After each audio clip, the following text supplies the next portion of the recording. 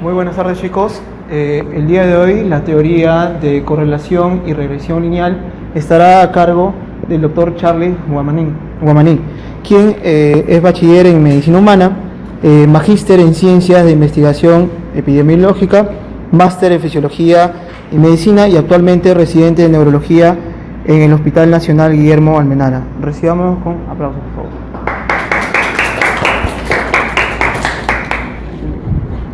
¿Precisamos micrófono o podemos hacerlo así? No sé, ¿alguien no me escucha? ¿Sí? ¿Está bien? Bueno, el tema de correlación y regresión lineal es un tema interesante porque al final nuestra analítica basal, nuestros estadísticos iniciales, son para ver asociaciones, ¿no es cierto? Pero después lo que buscamos evaluar son las magnitudes de las asociaciones o cuán asociados están las cosas. ¿Ya? O sea, nuestra primera análisis es para ver que las cosas están asociadas o no. Después vamos a ver cuánto. Y la correlación y la regresión lineal son los pasos iniciales. ¿Ya? Entonces, debemos recordar algunas definiciones de tipo de variable. Las variables, ustedes saben que existen tipos de variable y escalas de medición, ¿no? O sea, las variables pueden ser medidas a través de escalas de intervalo, razón, o a través de nominales u ordinales. ¿Ya? Entonces, también tenemos las variables que pueden ser definidas como continuas o discretas, o dicotómicas o politómicas, ¿ya? O sea, las variables cuantitativas o las variables categóricas, ¿sí? Eso es lo que tiene lo de haberlo recibido en alguna clase, ¿no? Entonces, lo que nos interesa a nosotros es trabajar sobre las variables cuantitativas, ¿ya? Principalmente, pero cuando no tenemos este nivel de variables, trabajamos con variables ordinales o politómicas. En todas ellas se pueden plantear algún tipo de correlación. ¿Qué pasa? La estadística que nosotros utilizamos, la más frecuente, es la estadística inferencial. Existen otros tipos de estadísticas, por si acaso. No crean que lo que aprenden en el curso es la única tipo de estadística que hay. ¿Ya? La estadística bayesiana, por ejemplo, es otro tipo de teorías, se basan en algunos otros tipos de fórmulas, tienen interpretaciones distintas, ¿ya? Pero la más común en ciencias sociales, al menos en medicina humana, son las estadísticas inferenciales. Y bueno, después de establecer las asociaciones, tenemos que buscar la magnitud de la asociación, o sea, cuánto asociado está.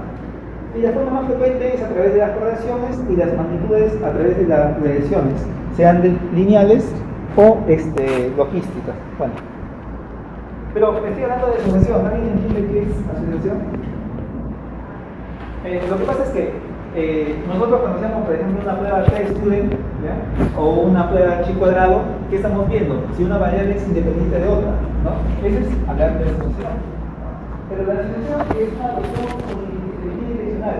O sea, algo está asociado con lo otro, pero no sabemos quién está más asociado o cuánto más asociado, ¿no? O sea, decimos que Fumar está asociado con el cáncer de pulmón, pero, no sé, Fumar también está asociado con el infarto de miocardio, ¿no? Entonces, son dos cosas que están ahí. Pero, Omar, ¿qué te produce más? ¿Infarto de miocardio o cáncer de pulmón? Para ver qué más hay uno sobre otro, evaluamos la magnitud de la asociación. Cuando veamos magnitud de asociación, además podemos establecer una direccionalidad. O sea que un evento está asociado con el otro. Un fenómeno está asociado con el otro. Por ejemplo, aquí, cuando vemos asociación, fumar o un fumador pasivo está asociado con el desarrollo del cáncer de pulmón. ¿Ya? Tenemos la idea de que algo está asociado con lo otro, pero no sabemos cuánto más está asociado. ¿Ya? Aquí, en cambio, ya podemos decir que fumar unas cantidad de áreas incrementa 20 veces la probabilidad de desarrollar cáncer de pulmón. Ya estamos hablando de una cantidad, ¿no? Y 20 veces, esto ya nos da una connotación de una superioridad importante, ¿no? Distinto es que le diga una o dos veces, ¿no? Y dejar de fumar, por ejemplo, disminuye la probabilidad de cáncer de pulmón en un 50%. Y si es fumador pasivo también está asociado 6 veces. Mientras que la primera parte yo decía que cualquiera de esas tres está asociado al cáncer de pulmón, que la siguiente debe ser una magnitud, ¿no? Digo acá poniendo 20 veces, una poquito menos, o 6 veces. ¿Ya? ¿Se entiende la idea? Eso es lo que busco yo con magnitud de asociación. Entonces vamos a tener aquí un camino direccional. ¿Ya? Esto que les digo puede sonar muy sencillo, pero en realidad termina siendo bastante complejo, en el sentido de que aquí tengo una variable A y una variable B, ¿no? Y este es un camino que recorrer, ¿no? Desde la disposición hasta la respuesta. de la variable independiente a la variable dependiente. Pero el mundo no se mueve de una forma unidireccional, no se mueve de una forma bivariada. No es que el fumar produzca cáncer del pulmón solamente, ¿no? Existen diversos factores para que produzca cáncer del pulmón. ¿Qué tiene que ver, no? De repente una susceptibilidad genética, de repente un factor asociado con la edad, con el tiempo de exposición, ¿no? No sé, alguna coinfección asociada, hábitos de vida, no sé, posiciones ambientales diversas. Entonces, el mundo en el que nos movemos no es un mundo con dos variables, ¿no? Nuestro mundo real tiene múltiples variables y estas variables interactúan de algún modo. O sea, no es lo mismo que alguien diga yo he fumado 10 años y tenga 20 años, que alguien diga yo he fumado 10 años y tenga 15 años. O sea, uno comenzó mucho más joven que el otro, ¿no? A pesar de que el variable del tiempo de exposición es el mismo, 10 años, la edad de cada persona es distinta, ¿no? Entonces, las variables pueden interactuar entre ellas, ¿no? Es de repente más nocivo fumar desde los 15 años que desde los 20 años, no lo sé, ¿no?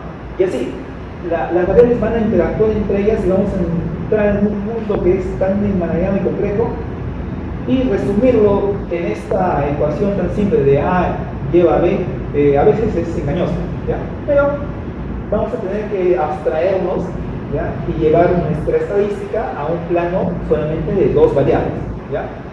¿Se entiende un poco la complejidad del asunto? ¿No? Lo que quiero decirles es que en la práctica vamos a limitarnos a decir que A lleva a B, ¿no? La asunción de una variable con la otra, pero en la vida real sucede de múltiples maneras. Y cuando yo hablo de correlación, lo que hablo es que mientras que uno avanza, el otro incrementa. Mientras uno avanza, el otro disminuye. Es decir, que una variable va a influenciar o va a determinar el comportamiento de la otra variable, ¿ya? Imaginemos, un niño está creciendo, nace con 50 centímetros, ¿no? Más o menos, y 3,5 kilos. Pero al año ya tiene 70 centímetros y puede que tenga 9 kilos, ¿no? A los 2 años ya va a incrementar su tamaño y va a incrementar su peso, su talla, ¿cierto? Incrementa el peso y la talla. Entonces, así como hay un incremento en la talla, va a haber un incremento en el peso. O sea, el peso y la talla se van a correlacionar, ¿no es cierto? Uno aumenta y el otro aumenta, ¿ya? Hasta cierta edad, hasta los 16, 17 años, donde ya la talla se va a estacionar y el peso se puede incrementar de una forma como ustedes quieran determinarlo, ¿no? Que ya es independiente quizás a veces, ¿no? Entonces, lo mismo sucede con otros factores, ¿ya? O sea, puede haber un incremento de un valor y a la vez un incremento del otro valor, ¿ya? Esa forma es una correlación, ¿ya? Pero las correlaciones van a tener diversos grados, ¿ya? No es lo mismo, claro, yo tengo un niño que triplica su peso al año, pero tengo otro niño que duplicó solamente, o otro niño que cuadruplicó. Entonces va a haber un rango de incremento. Siempre va a haber un incremento de peso, pero ese incremento de peso va a ser en un rango determinado, ¿no? Ese rango es la dispersión de los valores de la correlación, ¿ya? Entiendan esto, la correlación, lo que estoy evaluando es que el incremento de uno va a condicionar el incremento del otro o el decremento del otro, ¿no es cierto? Pero eso es si fuese matemática pura. Los valores biológicos tienen una distribución de elementos, ¿ya? Lo que les decía de la edad, ¿no? La edad y la talla y el peso, ¿no? El peso puede ser muy variable, entonces va a haber todo un rango de dispersión, ¿ya? Ese rango de dispersión va a alterar la correlación y nos va a dar esto de acá, ¿cierto? Va a ir disminuyendo y puede que nosotros queramos evaluar dos variables que no tienen nada que ver, ¿ya? Que son independientes completamente, que no se correlacionan. No sé, talla con nivel de hemoglobina, ¿no? O sea, no porque tú más crezcas vas a tener más hemoglobina, ¿no? O sea, no tiene una relación con la otra, ¿ya? Entonces, ahí se va a establecer una correlación nula o cero, ¿no? Donde el nivel de talla, por más que incrementemos talla, los valores se van a distribuir como sea, ¿no? Y así vamos a tener varios ejemplos de distribuciones, incluso distribuciones que no tienen ninguna forma lineal, ¿ya? Son distribuciones absurdas incluso, ¿no? Ya, ok, vamos a un ejemplo más concreto, ¿no? Vean, cuando crece este valor en X, crece el valor en Y, ¿ya?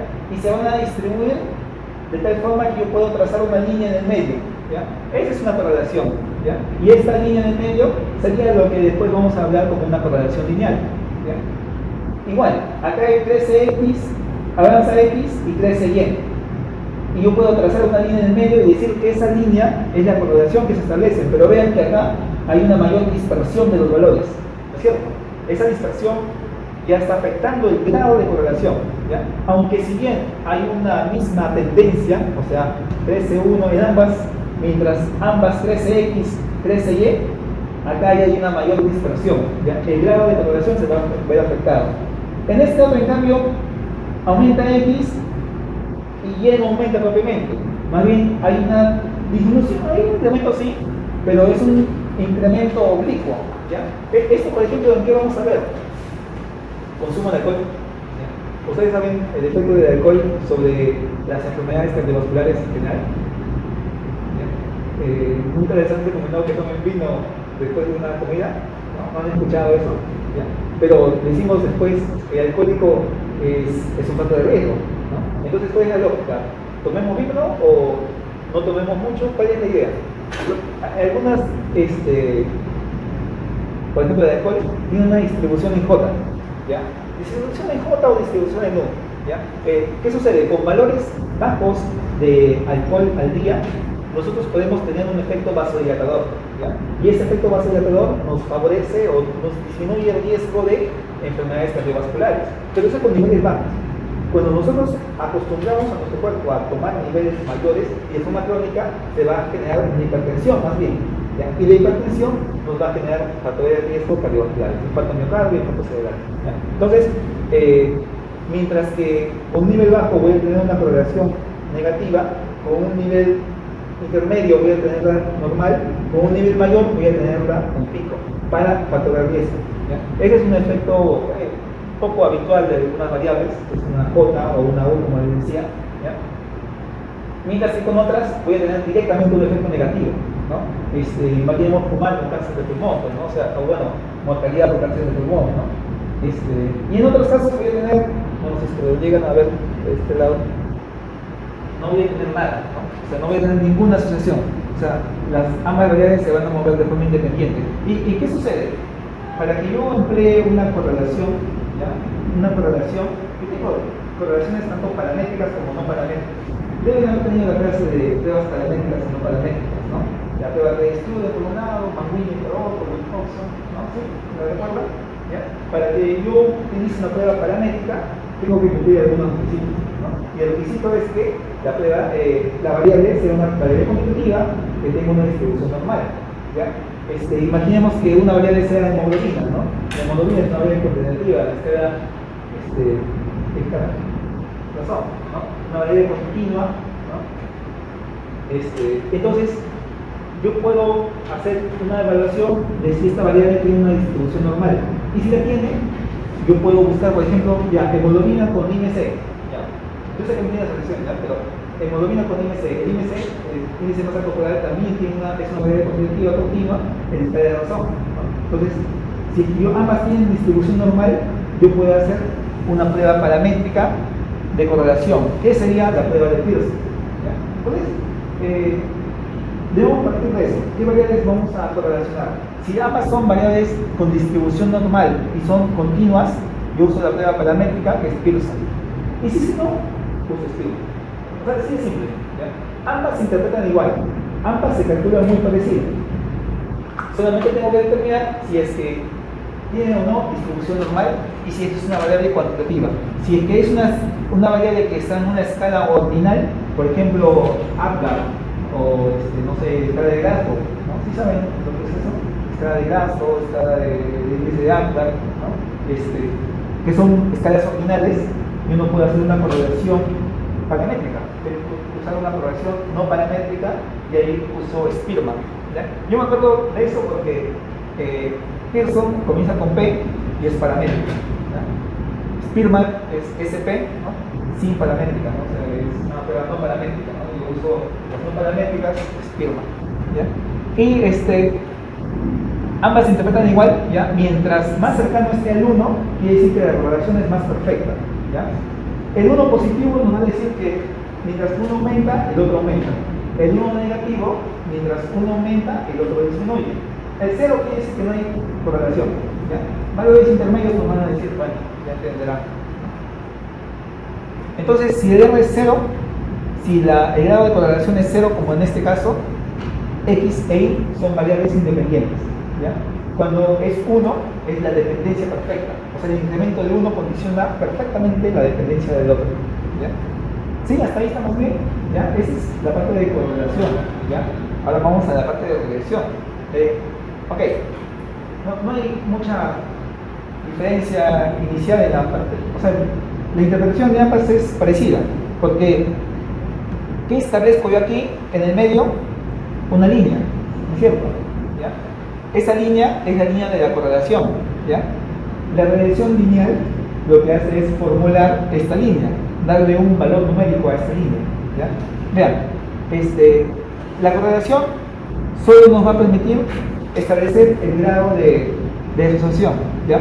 Pero además, la regresión lineal nos va a permitir ver el comportamiento de Y versus X, ¿ya? ¿Qué sucede? Aquí yo les digo el valor de la correlación, acá mejor, ¿ya? Acá les decía, si es que es 1, es una correlación perfecta, ¿no? Uno se incrementa, el otro también. Acá si es menos 1, uno se incrementa, el otro disminuye. Si es 0, no tiene ninguna asociación, ¿ya? Valores intermedios, ya ustedes van calculando cuántos incrementa uno del otro, ¿ya? Pero, por ejemplo, para alguien que tiene 70 centímetros, ¿cuál será el peso calculado, el peso estimado? Yo no lo puedo establecer con esta correlación. Yo sé que hay una correlación, yo sé que si incrementa el peso, se incrementa la talla, o si incrementa la talla, se incrementa el peso, pero yo no puedo predecir cuánto variaría uno del otro, ¿ya? Para eso yo establezco mi regresión lineal, y yo con eso tengo una fórmula de poder decir, si la talla es de 70 centímetros, el peso es, no sé, pues, sería unos 12 kilos, 15 kilos, no sé, ¿ya? ¿Se entiende la idea? ¿Ya? Uno simplemente me dice la magnitud, ¿ya? Pero el otro me va a predecir el valor que yo voy a obtener. Entonces, esta es la popular fórmula, ¿ya? ¿Recuerdan esta ecuación? Es de pregrado, ¿no? Es de pregrado, es de secundaria, ¿no? Ya, bueno, pero es universitario, ¿no? Para los que han estudiado en colegios estatales, universitarios, los que han estudiado en colegios secundarios, son de cuarto de secundaria. Es la ecuación de la recta, ¿ya? O sea, nosotros, es algo que no tendría que explicar, ¿no? O sea, es algo bien sencillo, ¿ya? Nosotros acá tenemos, ¿no? Este valor, a un determinado valor de X, yo tengo un determinado valor de Y.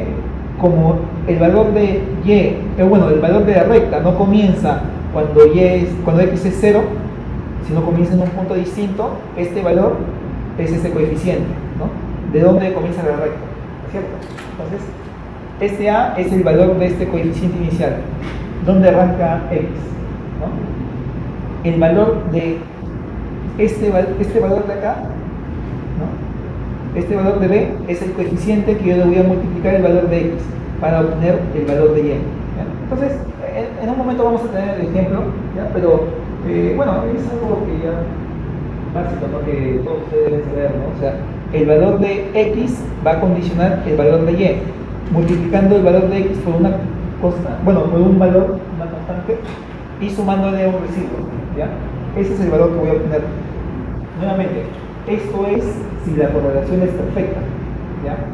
Les había dicho que en el mundo real las correlaciones no son perfectas, ¿no? Sino que hay distorsiones. O sea, un niño de 70 centímetros puede tener desde 10 hasta 20 kilos, ¿no? Dependiendo de qué tan obeso sea, ¿no? El valor de la ecuación de la recta nos va a dar un valor puntual, un valor central, que es el promedio de los valores que va a tener esa persona, ¿ya? Pero va a haber una dispersión de valores. No les quiero confundir mucho, ¿ya? Vean, ¿cómo es que construimos? Esto es un poquito más avanzado. ¿Cómo es que construimos en el mundo real? No tenemos un mundo, ¿no? Imaginemos que estos son los valores de peso y esos son los valores de talla, ¿ya? Y por cada incremento en el peso se incrementa la talla, ¿ya? Imaginemos en un mundo ideal, ¿ya? Donde todas las personas se comportan igual, ¿no? Por cada incremento de 10 centímetros de talla, se incrementa, no sé, 1 kilo de peso, ¿ya? O 2 kilos, 5 kilos de peso, ¿ya? Se va a formar esta línea perfecta, ¿ya? Pero ese es un mundo ideal, ¿no? Lo cierto es que en la vida real no se comporta todo así, ¿ya? Tenemos valores que van a ser más dispersos, ¿no? Por incremento de talla va a haber una variación en el incremento de peso. Va a incrementarse el peso, sí, pero no va a ser propiamente una línea, ¿ya? Si establecemos esa línea, ¿cómo es que la trazamos en el medio? ¿Ya? ¿Cómo es que debemos trazar esta línea que pase por el medio de todos los puntos? Bueno, no lo hacemos nosotros, lo hace la computadora en primer lugar, y lo que hace es establecer, se llama método de los mínimos cuadrados porque yo establezco esta diferencia entre el punto, que es el valor observado, y el punto de la recta, que es el valor esperado, ¿ya? El valor esperado menos el valor observado va a tener una diferencia, ¿no? Imaginemos que sea acá de 1, ¿ya? Este otro valor al valor de la recta va a ser menos 1, acá es 0,5, acá es 2, 3, ¿no? Y yo voy a hacer la elevación al cuadrado de cada uno de estos residuos, ¿ya? Este 1 lo voy a elevar al cuadrado, este 0,5 al cuadrado, este 2 al cuadrado, cada uno de ellos, y acá al revés también, y los voy a sumar, ¿ya? El valor que me dé la mínima cantidad, porque yo puedo trazar miles de líneas acá, ¿ya? Miles de líneas en todas las direcciones, el valor que me dé la menor suma, ese es el valor de los mínimos cuadrados, ¿ya? Entonces, yo voy a intentar tantas líneas tal que me genere una línea donde los residuos, que es esta diferencia de acá, la suma de los cuadrados de los residuos sea la menor, ¿ya? ¿Se entiende un poco el trabalengua? ¿Ya? Quizás lo olviden con el tiempo, ¿ya? Pero la idea es esa. Yo voy a establecer la diferencia entre los valores observados y los esperados. Y yo voy a establecer que la diferencia de los valores observados y esperados sea la menor, ¿ya? Y eso lo voy a establecer a través del método de los mínimos cuadrados, ¿ya? Bueno, acá estaba un poquito el dibujo, ¿no? La suma de estos mínimos cuadrados, ¿ya? Suma de los cuadrados, diferencias, ya. Esto ya vamos a ver, ya. Entonces, ya, ok, esto era un ejemplo con 5 o 6 puntos, ¿no? Para los que trabajamos con bases de datos de miles de personas, ¿sabes? Los valores se distribuyen más o menos así, ¿no? Ahí yo no voy a estar sumando y restando cada valor observado menos el esperado, ¿no? Lo va a hacer la computadora, ¿ya? Y va a generar líneas de ese tipo, ¿ya? Algunos de ustedes conocen lo que es el ENDES, el ENAPO, la Encuesta Nacional de Demografía, Educación Vivienda, etc., ¿ya? Entonces ahí yo puedo acceder a miles de datos, miles de personas, ¿no? Entonces, hice una prueba con estos miles de datos para hacer una pequeña regresión lineal, no me acuerdo de qué evalué. Ya, este es PCTile, ¿ya? Entonces, el ejemplo que les estaba dando desde un comienzo, ¿no? Vean, se incrementa la talla, se incrementa el peso, ¿ya? Acá tengo 40, 60, 80, 100 centímetros, y acá tengo 10, 20, 30 kilos, ¿ya? Entonces, esto es lo que sucede en el Perú. Acá son más o menos 14.278 niños, ¿ya? O sea, tengo una base de datos de 14.000 y más personas, ¿ya? Como verán, los peruanos no nos distribuimos de una forma propiamente normal, ¿no? O sea, el incremento de la talla no condiciona un incremento perfecto del peso, pero se ve que hay una tendencia, ¿no?, positiva. La línea la dibujé yo encima, ¿ya? Esa línea no la generó la computadora, así que mejor dicho no es una línea precisa, exacta, ¿ya? Pero ustedes vean que existe una correlación, ¿ya? Esta correlación ya habíamos establecido que, bueno, la vamos a calcular con una distribución de Pearson, porque ambas son variables cuantitativas en distribución normal, ¿ya? Pero la regresión lineal es establecer la ecuación de esta recta. Mirá, cuando yo establezco la regresión lineal, voy a tener varias cosas aquí que aprender, ¿ya? La regresión va a estar entre el peso y la talla, ¿ya? Entonces yo voy a generar un coeficiente. Ese coeficiente, ¿recuerdan que les mencioné? ¿Dónde está? Aquí. Este es el coeficiente. ¿En qué punto yo comienzo el valor, ¿ya? O sea, este es el valor inicial, ¿ya? Y luego el valor del otro coeficiente, o sea, este es el coeficiente A, ¿ya?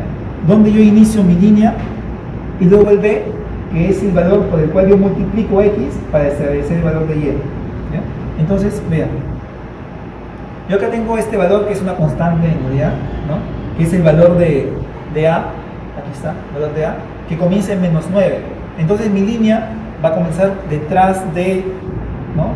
Si este es Y y este es 0, va a comenzar mucho más atrás, ¿ya? Y el valor de el coeficiente B, por el cual yo voy a multiplicar la talla, ¿ya? Y acá sale 0.25, ¿ya? ¿Qué es lo que les estoy queriendo decir? Por cada incremento en 1 centímetro en la talla, en el peso, yo voy a tener un incremento por cada incremento en 1 centímetro, yo voy a tener un incremento de 0.25 en la talla, ¿ya?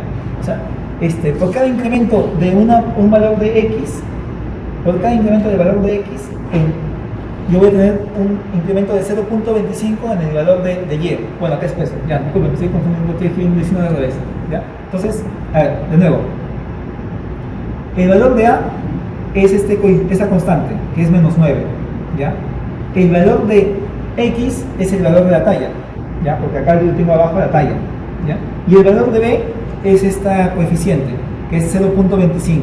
¿Ya? Entonces, por cada incremento en un valor de X, o sea, por cada incremento de 1 centímetro, yo voy a tener un incremento de 0.25 en el valor de Y, que es el valor del peso, ¿ya? Si hacemos las cuentas, imaginemos acá, por ejemplo,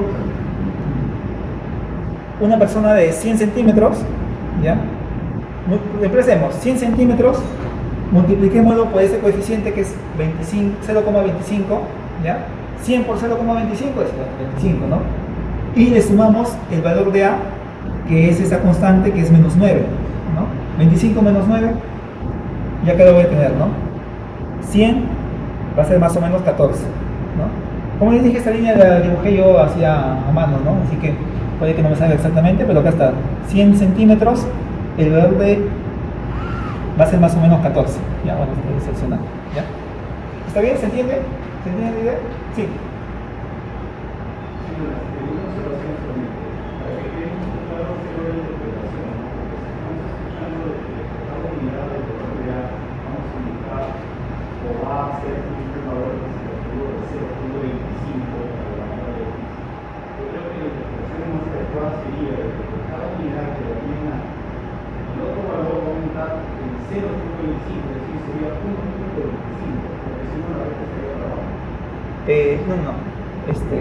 A ver. Por cada incremento de un valor de la talla, se incrementa esta cantidad de coeficiente, de constante, que es 0.25. Lo que pasa es que no existen valores negativos de peso o de talla. O sea, no hay nada que exista que tenga menos 5 kilos o menos 10 centímetros. ¿No es cierto? ¿Ya? Por eso, para paliar ello, está esta constante, ¿no? Que es menos 9. ¿Ya? Ahora, lo que usted observa es cierto, ¿ya? Porque no existen valores negativos en peso y en talla, ¿no es cierto? Los valores que estamos asumiendo en esta ecuación, en esta fórmula, solo son aplicados para este conjunto de elementos, ¿ya? Al no tener valores negativos, la fórmula, si somos puristas y decimos, reemplacemos x por 0, ¿ya? Tendríamos alguien con menos 9 kilos, ¿no? No existe eso. Ya, reemplacemos la fórmula con 10, ¿no? 10 por 2,5 o por 0,25 sería 2,5, ¿no? Menos 9, menos 7. Tendríamos también, es un valor irreal, no existe, ¿ya? Entonces, las fórmulas de acá se basan en este conjunto de datos, ¿ya? La fórmula es limitada al conjunto de datos que se establece, ¿ya? Por cada incremento de una unidad de X, se incrementa el valor de esta constante, ¿ya?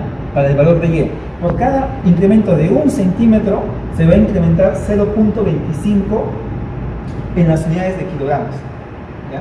O sea, si yo tengo una persona que incremento esto de acá 10 veces, voy a incrementar esto de acá 2,5. ¿Ya? Si tengo a alguien que incrementa 100 centímetros, va a incrementarse 25 centímetros. ¿Ya? Respecto al valor basal, ¿ya? El valor donde inicia la recta. El valor donde inicia la recta es -9, o sea, no existe ese valor en valores biológicos reales. ¿Ya? Es un valor teórico, un valor que se aplica para la fórmula. ¿Ya?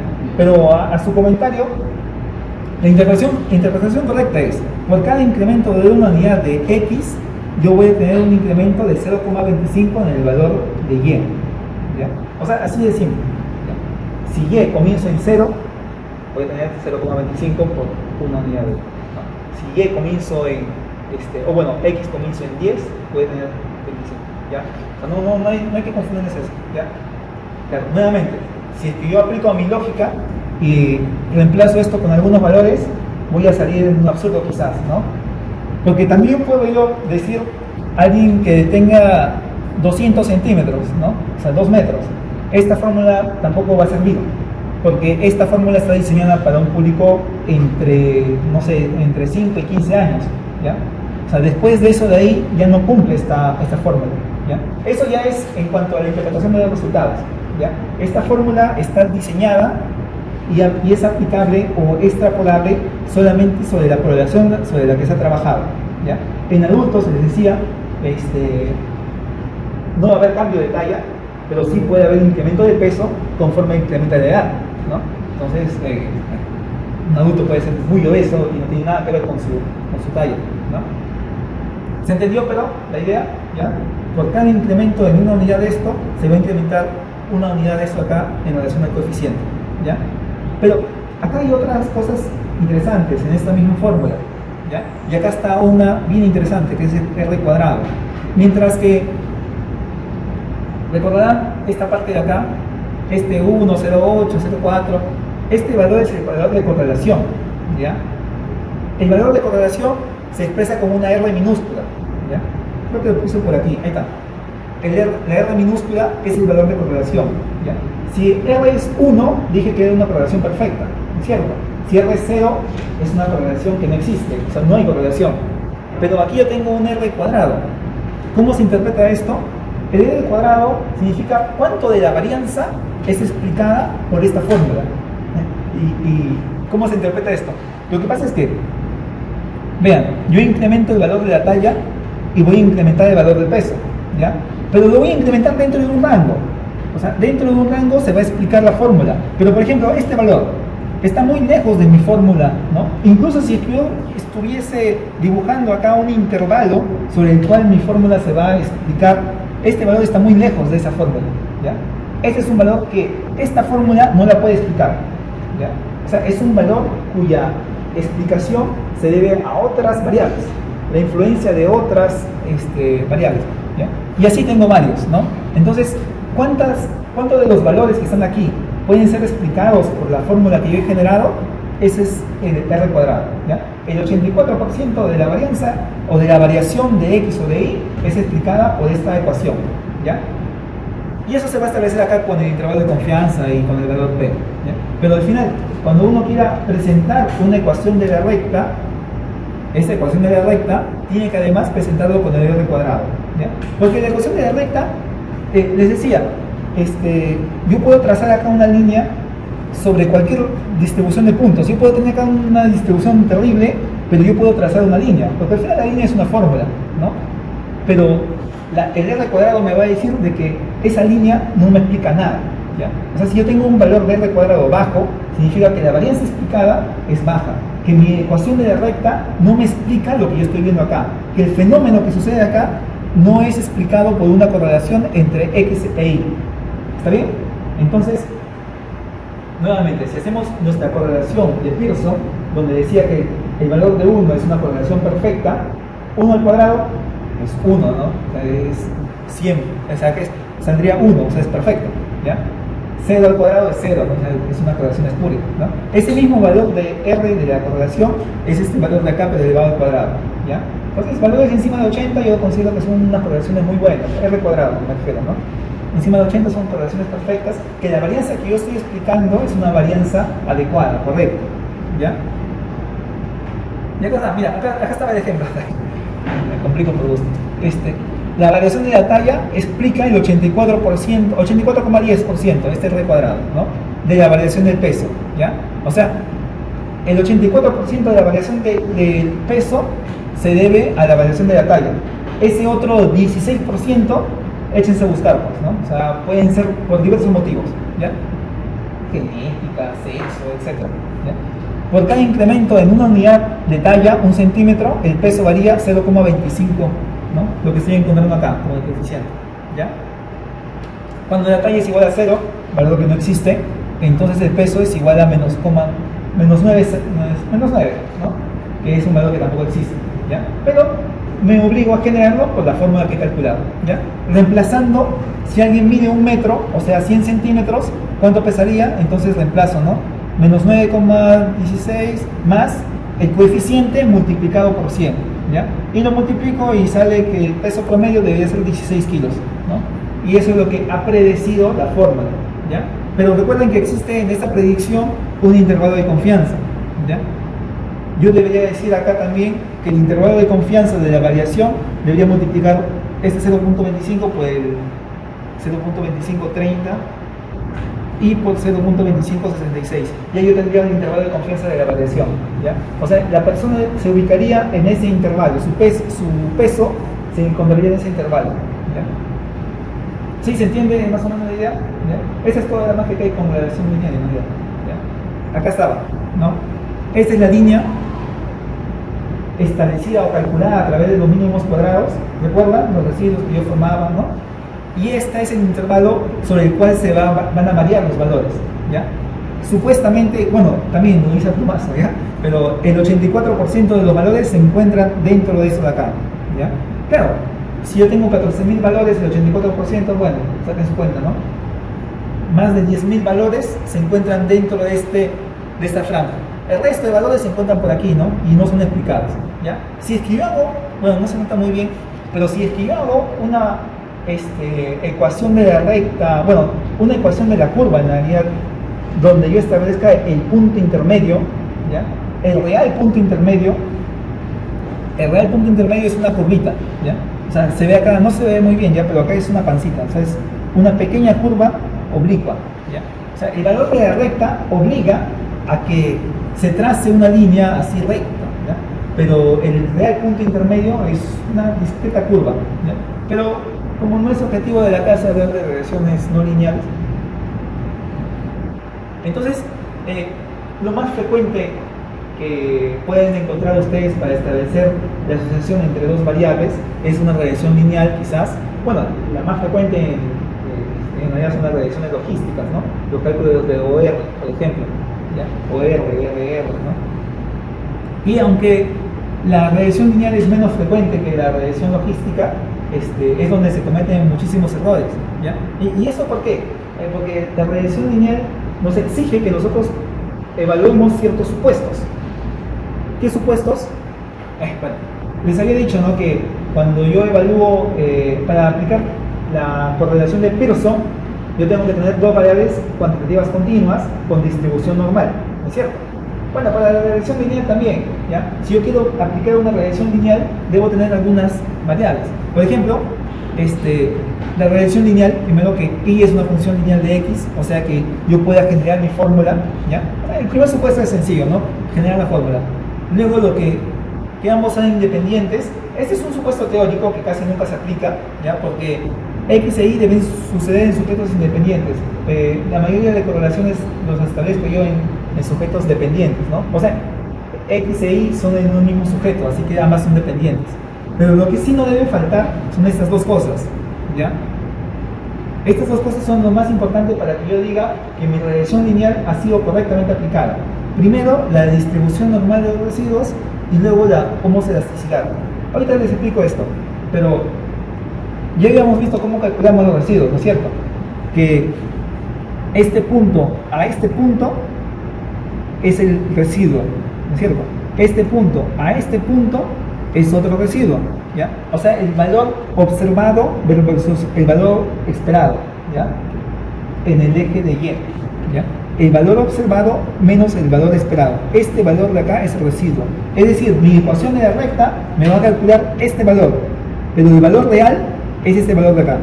¿Ya? Esa diferencia es un residuo. ¿Sí se entiende lo que es un residuo? ¿Ya? La diferencia entre lo esperado y lo observado, ese es el residuo. ¿Ya? Cuando yo hablo de distribución normal de los residuos, quiere decir de que cada punto que está acá va a tener un residuo, ¿no es cierto? Cada punto que está acá, si yo lo diferencio, va a ser un residuo. ¿Ya? Si yo normalizo y arrincono todos los residuos a un lado y veo qué tan grandes son esos residuos, la distribución de esos residuos tiene que ser una distribución normal. A ver, no sé si me explico.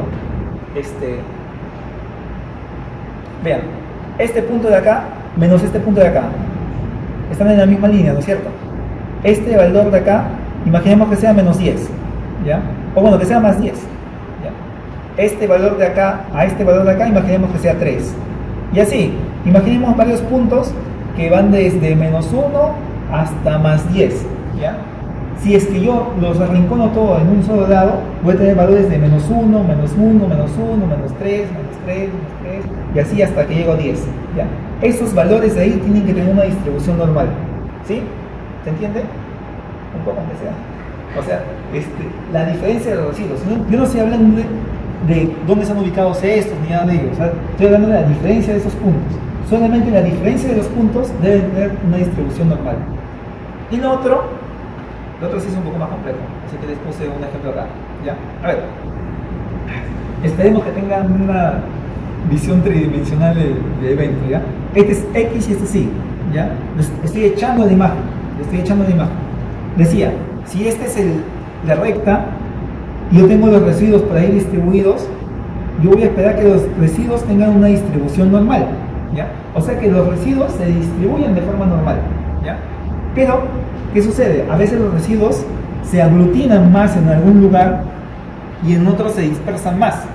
Esto de acá se llama homocelasticidad, ¿ya? Cuando están todos juntos es homocelasticidad. Cuando están todos dispersos se llama heterocelasticidad.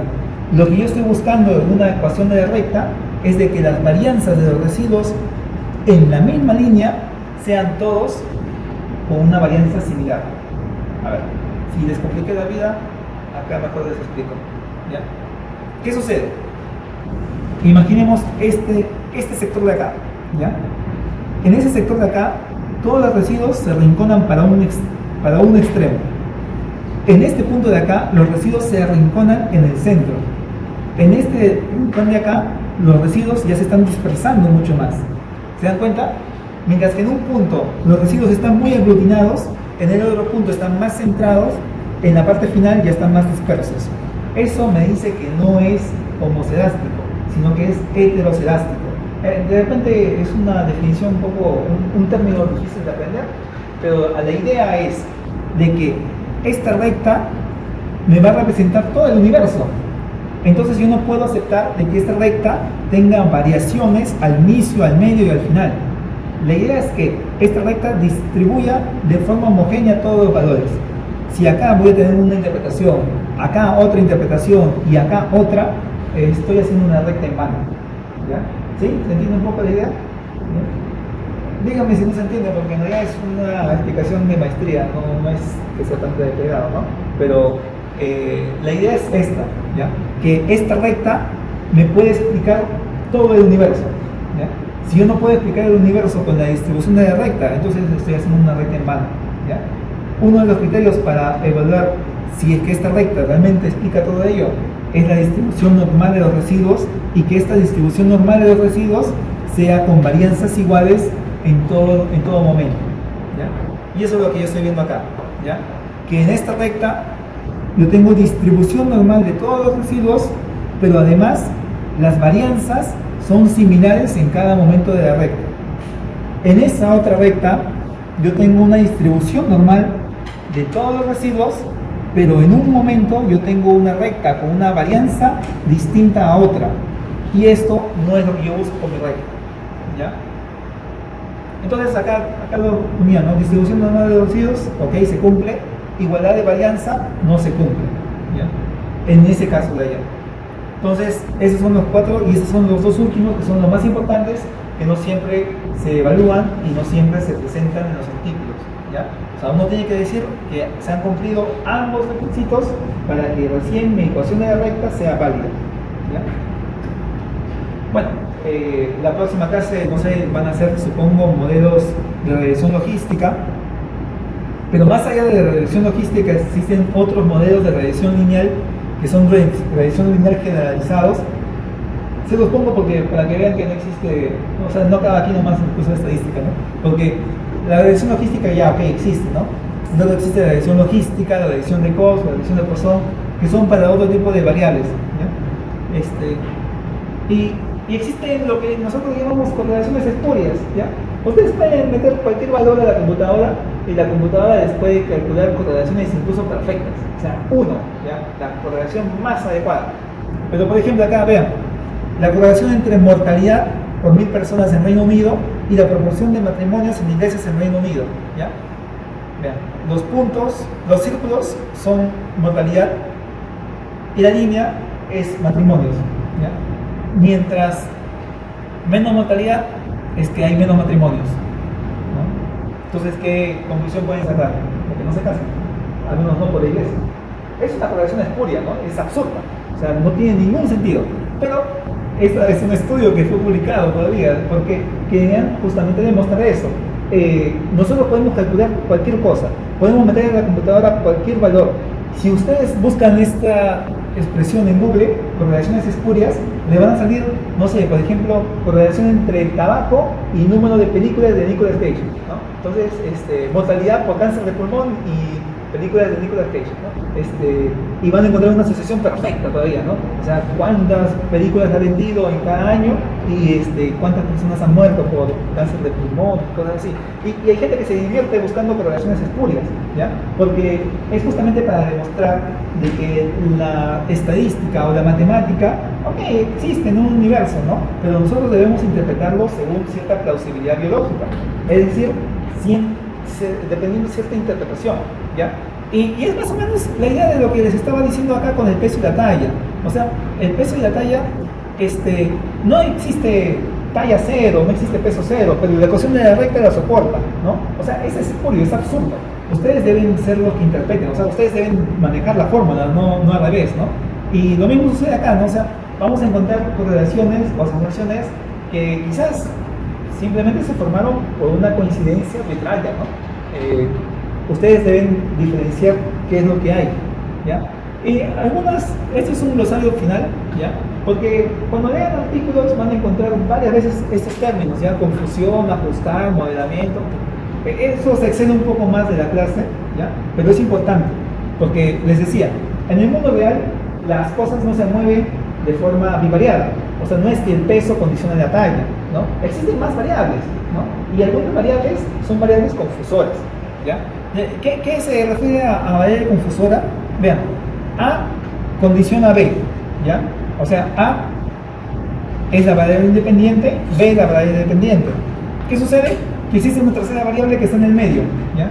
Y que modifica tanto A como B, ¿ya? Si modifica tanto A como B, me va a confundir el efecto, pues, ¿ya? Por ejemplo, si yo evalúo el efecto del tabaquismo sobre la caída de cabello, yo tengo que considerar que la variable confusora aquí es la variable edad, porque a mayor edad va a haber gente que va a fumar más, ¿no? O sea, el niño no fuma, el adolescente puede fumar, el adulto va a fumar, ¿no?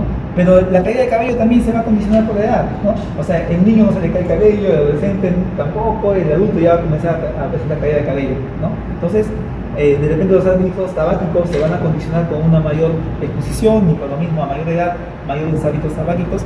Entonces, si es que yo evalúo tabaquismo sobre caída de cabello, puede que encuentre una asociación, y esa asociación puede que sea incluso significativa, muy importante, pero no, pues está mal. Tengo que ajustarlo por la variable confusora, que es una variable de edad.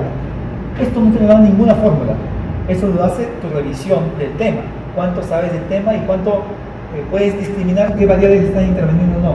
Aquel que no evalúe variables confusoras en su estudio está cometiendo un error, ¿ya? Porque está evitando ver cómo es la influencia de otras variables sobre su resultado principal, ¿ya?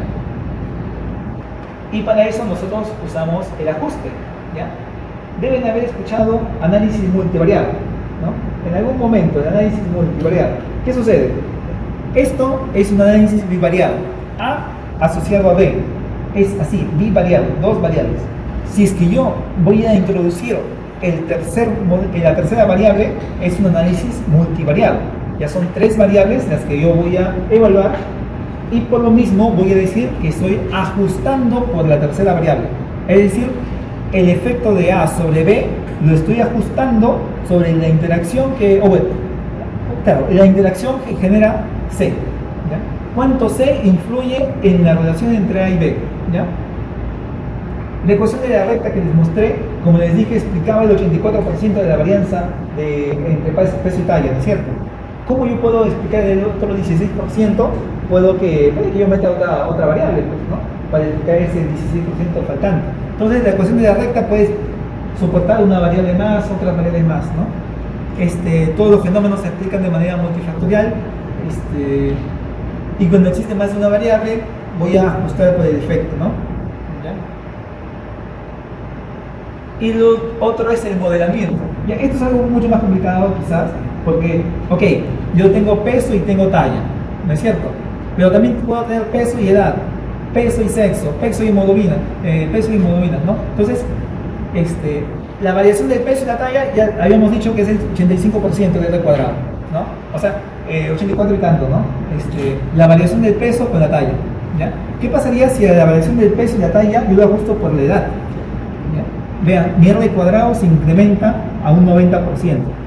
Si es que yo incrementase o hiciese peso y talla más sexo, cambiaría un 88%. Peso, talla y hemoglobina, 85%. ¿Ya?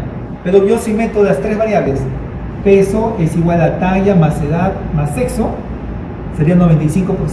Quiere decir que para yo explicar mejor el fenómeno peso, tengo que usar más de una variable. Con una sola variable explico el 85%. Con dos variables explico el 90%. Con tres variables explico el 95%. Este es un modelo más real, ¿ya? O sea, yo he generado este modelo, ¿ya? Entonces, aquí la idea del modelamiento es buscar el mejor modelo, la mejor ecuación que explique el fenómeno, ¿ya? Vean, si yo ajusto peso con hemoglobina, el R cuadrado es 10%, lo que les decía, o sea, no tiene ninguna significación, o sea, no hay ninguna asociación, son variables completamente independientes, ¿ya? El peso con el sexo, 40%, igual, es una asociación muy baja. Peso con edad, 80%. Claro, o sea, porque incrementa la edad, va a incrementar el peso. Pero ¿es porque incrementa la edad o porque incrementa la talla? ¿No? O sea, ahí ya viene la pregunta. ¿Cuál es la variable confusora? ¿No? O sea, yo incremento el peso, incrementa la talla. Pero todo esto es asociado con la edad, ¿no? La edad condiciona más peso, la edad condiciona más talla. Es una variable confusora. En este modelo estoy ajustando por la otra variable, ¿no? Ajustando por la variable confusora edad. Entonces tengo que peso igual a talla más edad y ya estoy explicando un 90%, ¿ya? Pero además mi peso va a variar si es que uno es hombre y otro es mujer, ¿no? Es otra variable confusora más. Si la vuelvo a ajustar, ¿no? Estoy usando los tres términos que he explicado hace un ratito, ¿no? Si vuelvo a ajustar porque esta es una tercera variable confusora, en este modelo voy a tener una mejor explicación de la recta, llegando a un 95% de la varianza explicada, ¿ya? ¿Sí? ¿Se entienden? ¿Se entienden algunas cosas? Pero no me digo que se entienda esto, pero al menos para que les dé las luces de que eso es modelamiento, ¿ya? Cuando ustedes hagan una ecuación de la recta en general, deben buscar la mejor varianza explicada, ¿ya? Y para hacer una mejor varianza explicada, tienen que introducir más variables, ¿ya? ¿Qué variables van a introducir? Aquellas que incrementen su modelo, ¿no? Y por último es convergencia, ya, este es un tema así bien malcriado, porque yo tracé la línea, ¿no es cierto? Tracé la línea acá, así a pulso, ¿no? La computadora tiene que calcular los mínimos cuadrados, ¿ya? Lo que pasa es que algo así como los golpes cuando golpeo en el golf, ¿no? Que me voy acercando cada vez más al hoyo, ¿ya? Lo que hace la computadora es hacer un trazo así rápido, ¿no? Calcula sus mínimos cuadrados y dice, ya, tengo que moverlo, y traza una línea más fina. aún no es suficiente, lo vuelve a ajustar, lo vuelve a disminuir, y así tantas veces que llega a generar una línea que es la línea de los mínimos cuadrados, la mejor línea, la línea más perfecta. Pero esa línea es fácil de calcular cuando tengo 10 o 15 valores, ¿no? Acá tengo 14.000 y tantos valores. ¿Cómo la computadora va a llegar a determinar los mínimos cuadrados? Imagínense toda la cantidad de cálculos que tiene que hacer, 14.000 residuos, ¿no? Entonces, cada vez va a ir trazando la línea más adecuada, ¿ya? En cada trazo va a ir convergiendo la línea al punto final, ¿ya? Pero a veces no llega a converger en el mejor punto. Y la computadora va a lanzarles error, no convergencia, porque no va a saber cuál es el mejor punto para trazar, ¿no? la ecuación de la recta. Eso cuando sucede, cuando yo tengo una distribución que no cumple criterios para hacer distribución de regresión lineal, pero aún así yo fuerzo a la computadora que me haga una regresión lineal, la computadora no sabe cuál es el punto adecuado para establecer la recta y me va a decir que no hay convergencia, ¿ya? La convergencia se establece porque yo genero la línea más adecuada para los mínimos cuadrados, ¿ya? Acá lo escribo más o menos, ¿ya? Y eso creo que era así. Ya. Y el último tema, sin parar de adelantar, es un tema bien complicado, es también nivel maestría, es la interacción, ¿ya? ¿Qué pasó?